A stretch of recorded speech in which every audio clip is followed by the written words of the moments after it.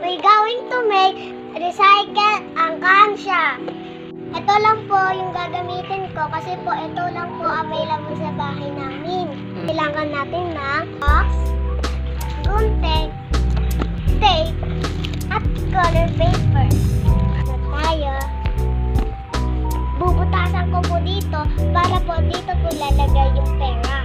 Hindi po pala po ako marunong kaya po magpapaturo na lang po ako kay mama. Okay. Paano natin bubutasan eh? Yeah. So, Okay guys, tatry natin kung magkakasya yung piso sa angkansya na ginawa ni mama. Kasya naman siya kaya lalagyan na natin siyang design.